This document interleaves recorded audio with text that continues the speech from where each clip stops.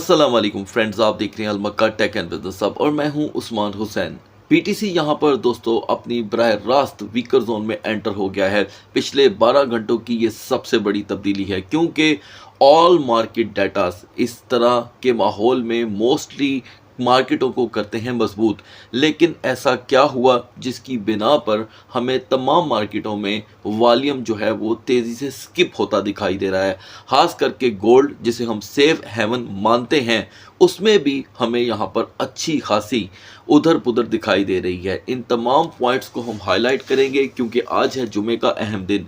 जुमे के दिन की मुनासबत से दोस्तों आज कौन कौन से मार्केट में इवेंट्स हो सकते हैं जिनके चांसेस हैं इस पर भी बात करेंगे।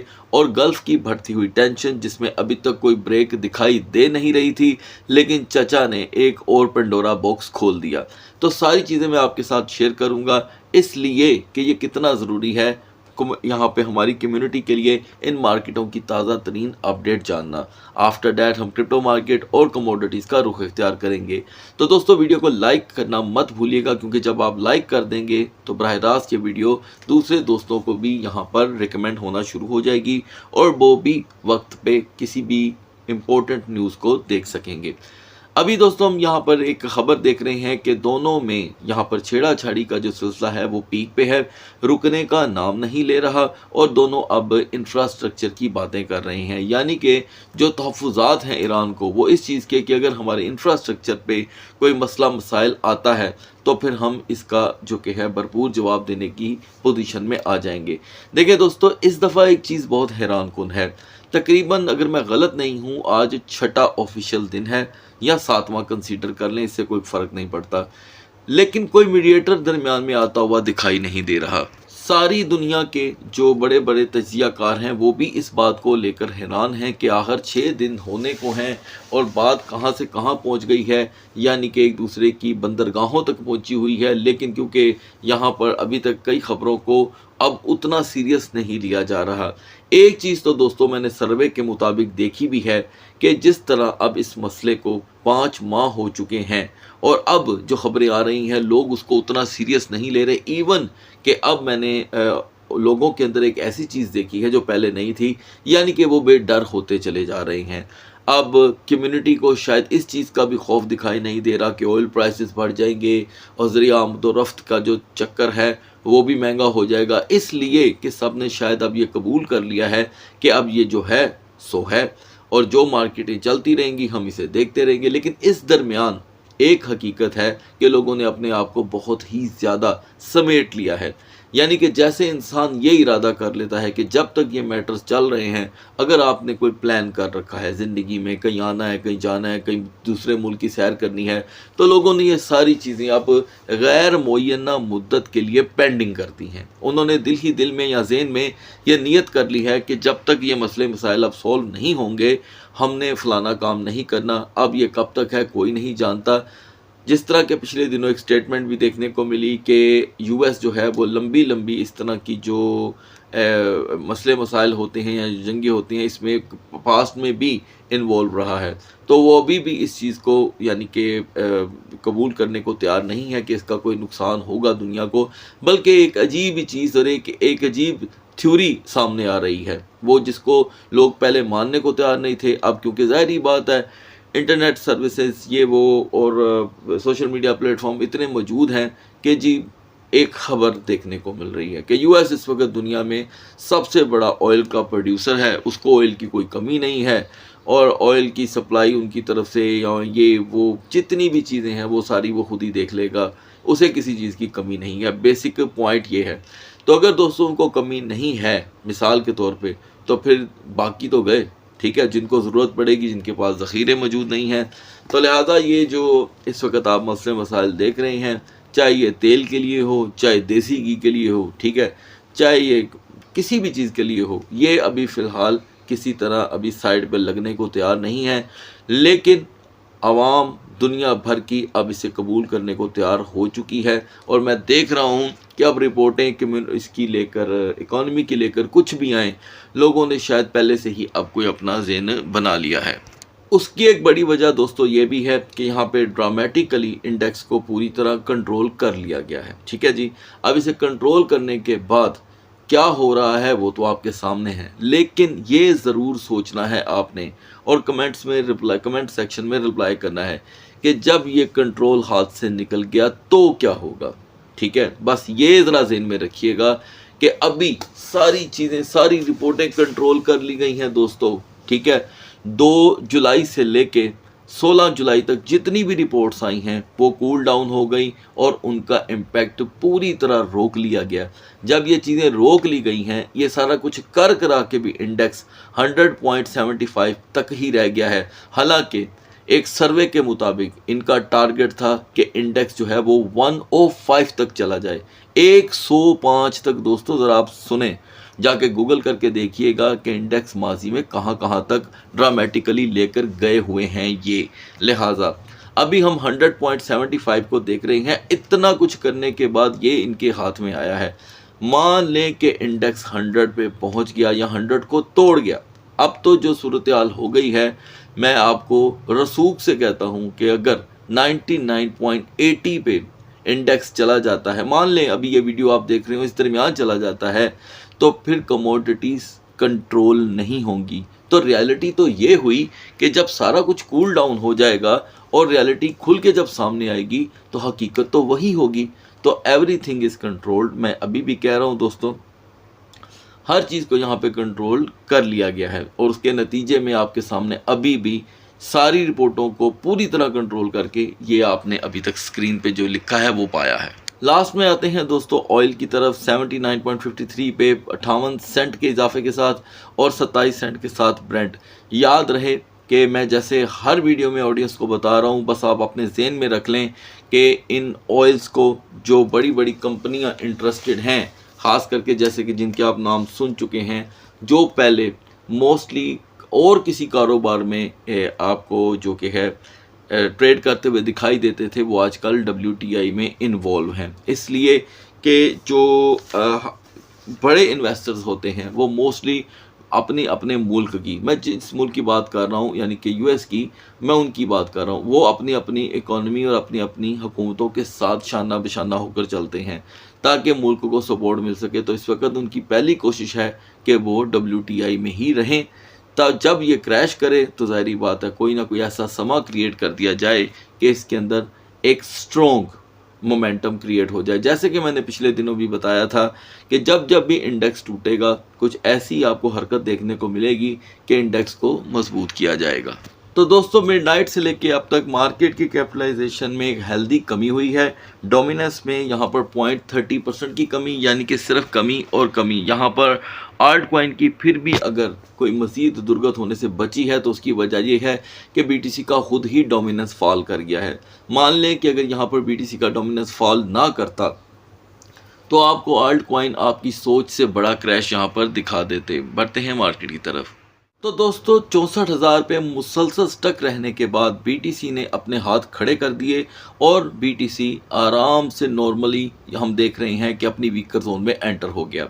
अब इसके वीकर जोन में एंटर होने की जो वजूहात थी वो आप बहुत अच्छे से जानते हैं और वो था 64,000 पे ओवरस्टे। वो ओवरस्टे भी कंप्लीट हुआ और 63,200 तक जो लो लेवल जाने की यहाँ पर अपडेट थी वो भी दोस्तों कंप्लीट हुई, क्योंकि हम इस वक्त राइट नाउ 63,200 से भी नीचे जा चुके हैं। मिडनाइट की अगर आपने वीडियो नहीं देखी तो यकीन कीजिएगा कि आपने बहुत कुछ मिस कर दिया, क्योंकि BTC का तजिया ही यहाँ पर सब कुछ है। अब 64,250 से रिजेक्ट होने के बाद अगर कहीं से मार्केट ने बाउंस किया है तो वो एरिया है दोस्तों 62,700, यानी कि करंट सूरत हाल पे हम वहीं पे खड़े हैं और BTC को कहीं पे भी सपोर्ट नहीं मिल रही। अब एक बात ज़रा ज़हन में रखें, जब सपोर्ट ही नहीं मिलेगी तो प्रेशर कहाँ से यहाँ पर रिलीज़ होगा। अभी मैं यहाँ पर देख रहा हूँ कि 62,800 तक इसने अपनी रेजिस्टेंस ज़रा मुहीत कर दी है, यूँ समझ लें कि स्टक हो गए हैं। और अगर हम पुराना नैरेटिव इसका उठा के देखें तो जब 28 फरवरी 2026 को गल्फ टेंशन स्टार्ट हुई थी तो 105 दिन तक BTC ने रिकवर किया था, चाहे वो 61,000 से लेके 85,000 तक ही था। लेकिन अब की बार वो नैरेटिव या वो वाला सिनारियो दिखाई नहीं दे रहा। एनीवे हम रियलिटी की तरफ आते हैं। 63,500 दोस्तों अभी भी BTC को दरकार है। 63,500 मतलब 63,500। 63,500 पे रिकवरी पे कोई क्रैश रुकने वाला नहीं है, लेकिन ये है कि मोमेंटम जो है वो थोड़ी देर के लिए चेंज हो सकता है। अब ज़ाहिर बात है 65,000 और 500 से तो हम बहुत ही दूर आ गए हैं और यहाँ पर एकदम से कोई गोल्ड कैंडल बन जाए इसके असबाब अभी दिखाई नहीं दे रहे। तो ओवर स्टे ऑन 62,300, 62,400 ये इसे नॉर्मली 61,500 की तरफ मज़ीद पुश कर सकता है। ये पुश जो है दोस्तों पूरी मार्केट का फेस और नैरेटिव क्लोजिंग से पहले बदल देगा। आज फ्राइडे है, आप जानते हैं कि अभी मिडनाइट तक इसकी क्लोजिंग होगी, अभी बहुत टाइम पड़ा हुआ है, तकरीबन 13 से 14 घंटे बाकी हैं। तो इन 13-14 घंटों में अगर बीटीसी मान लें 64,000 की वापसी कर भी लेता है तो सैटरडे संडे का जो वॉल्यूम लेवल है वो बेहतर समझ लें कि एक रास्ते में एंटर हो जाएगा। इथीरियम में भी दोस्तों कोई खासा बड़ा चेंज हमें दिखाई नहीं दिया। क्यों, मैं बताता हूँ। मिडनाइट में हम 1875 से लेके 1878 पे थे। अब ये टोटल कैंडल आपको गिननी पड़ेंगी 1930 के इस हाई के बाद 1 2 3 4 5 6 7 8 9 मल्टीप्लाई 4 36 घंटों से दोस्तों, और बल्कि ये 40वें घंटे की कैंडल ये भी बन चुकी है। 40 घंटों से इथीरियम टूट रहा है। ये कुल मिलाकर के $110 तक टूट चुका है, 110। ये कोई छोटी कमी नहीं है। वैसे रूटीन में इथीरियम एक सेशन में 150 तक टूटा है, लेकिन उस वक्त इथीरियम 2200 पे होता था, और जब कभी एक सेशन में 500 तक टूटा है तो उस वक्त इसकी प्राइस जो थी वो 5000 तक थी। फिलहाल इस कीमत में, यानी कि जो अभी स्क्रीन पे हम देख रहे हैं 1824 को लेकर 150 तक का क्रैश होना एक बड़ा क्रैश है। मैं समझता हूं कि इथीरियम को 1805 की यहाँ पर हिमायत हासिल रहेगी, 1805 की, और अभी हम 1824 में, 1805 से इसे बाउंस मिल सकता है। नतीजे में हम 1830-35 की रजिस्टेंस देख सकते हैं, और अगर थोड़ी देर के लिए सिनारियो चेंज होता भी है तो वो 1855 टू 1865 का है। सरप्राइजिंगली अगर 1805 दोस्तों ब्रेक होता है तो ये इथीरियम के लिए डाउन ट्रेंड के दरवाजे ओपन कर देगा, वो भी बहुत संजीदगी से। बढ़ते हैं आल्ट कॉइन्स की तरफ। तो दोस्तों आल्ट सेशन का आगाज़ करते हैं बीएनबी से। बीएनबी जो मिडनाइट में 576 और 577 पे आपको रोटेट होता दिखाई दे रहा था। आपको अपडेट किया गया था कि ये 570 के लिए यहाँ पर तैयारी भर रहा है, क्योंकि यही इसकी मोस्टली सपोर्ट रही है। तो दोस्तों 570 क्या, हम यहाँ पर बराह रास्त 565 तक का लो देख चुके हैं, और अभी भी बीएनबी में कहीं पे सपोर्ट अवेलेबल नहीं है। ठीक है, कुछ जल्दी और वक्त की कमी की वजह से दोस्तों मैं इस वक्त कैंडल चार्ट जो है वो ओपन नहीं कर पाऊंगा। तो बीएनबी को यहाँ पर अगर कोई पुराने दौर के मुताबिक कोई हिमायत हासिल थी दोस्तों, तो वो 540 की हुआ करती थी, लेकिन अभी क्योंकि 540 थोड़ा इम्पॉसिबल है, इसलिए कि कुल मिला के बीएनबी 2% तक टूट चुका है। मैं समझता हूँ कि 560 पे अगर सपोर्ट मिल भी गई बीएनबी को तो आज के दिन की रिकवरी हद दर्जा 568 से 569 तक रहेगी। एक्सआरपी दोस्तों यहाँ पर फिर से नॉर्मल हालात में 1.12 से जब का रिजेक्ट हुआ है वो 1.08 तक पहुंच चुका है। जैसे कि आप जानते हैं कि एक्सआरपी सो ऑफन 1.05 से बाउंस कर रहा है, तो एन मुमकिन है कि प्रेशर वहीं पे रहेगा। सोलाना के लिए दोस्तों मिडनाइट की जो मैक्स रेजिस्टेंस थी वो 75.90 और कहीं पे 76.00 थी। आपको अपडेट किया गया था कि यहाँ पर सोलाना की नेक्स्ट सपोर्ट तैयार है 73.50 की। तो दोस्तों तब से लेकर अब तक सोलाना उसी की तैयारी कर रहा है।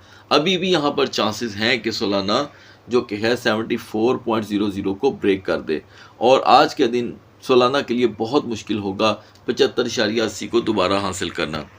साथ ही हम ऐड करते हैं दोस्तों यहाँ पे हाइपर लिक्विड को, हाइपर लिक्विड जिसकी सपोर्ट 60.50 थी। ठीक है, और हम तकरीबन पिछले 48 घंटों में एक बड़ा लो देख चुके हैं, यानी कि तकरीबन $70 से हम गिरते हुए इस वक्त हाइपर लिक्विड में 58.48 तक का लो देख चुके हैं। तो दोस्तों इस वक्त हाइपर लिक्विड के लिए एक बड़ा मलखरा बन गया है 61.50 पे वापस आना। ना आ पाने की शक्ल में एन मुमकिन है कि हाइपर लिक्विड अंडर द $60 आपको मूव होता दिखाई दे।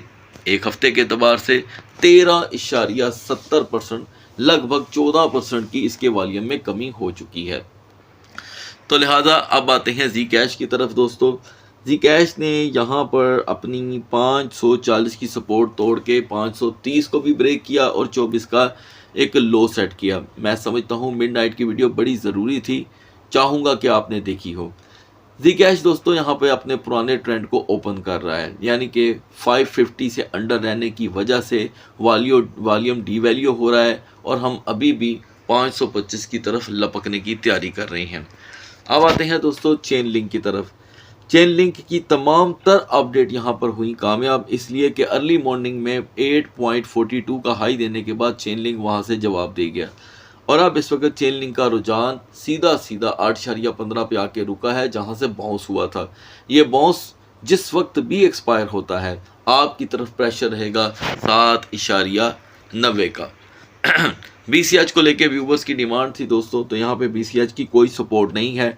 जो मैंने आपके साथ टेम्पररी शो की थी 220 की, ये उसी को ही अभी प्रेफर कर रहा है।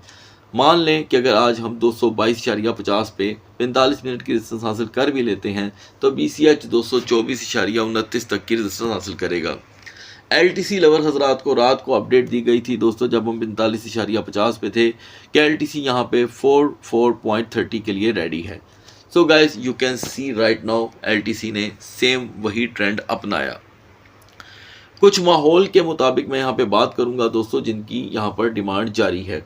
नियर प्रोटोकॉल ने फाइनली दोस्तों 2.05 से रिजेक्ट होकर 1.95 से भी बड़ा लो लगा दिया है, जस्ट लाइक 1.92। ये देखें, अब ये समझने की चीज़ है क्योंकि नियर प्रोटोकॉल 2.05 पे अपनी सपोर्ट नहीं बना पाया तो आपने ये सारा मोमेंटम देखा है।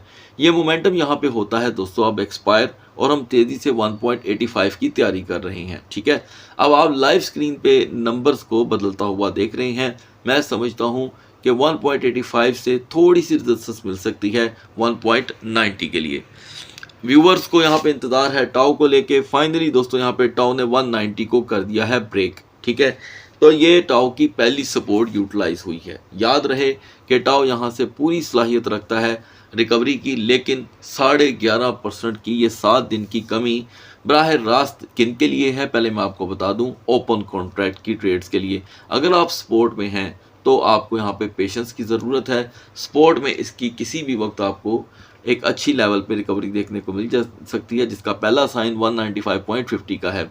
लास्ट में हम दोस्तों आएंगे यहाँ पर यूनिस्वैप की तरफ। यूनिस्वैप ने बहुत ही ज़बरदस्त यहाँ पे मार्केट में अपने आप को संभाल के रखा, लेकिन अब जो डाउन मोमेंटम आ रहा है वहाँ पे 3.80 की रिजेक्शन के बाद कहीं सपोर्ट अवेलेबल नहीं है। मैं समझता हूँ कि ओवरस्टे ऑन 3.50 हमारे लिए 3.35 के दरवाजे खोल सकता है। रिकवरी 3.60 से आगे बनती दिखाई नहीं दे रही। सो गाइस अगली वीडियो तक अल्लाह हाफिज़।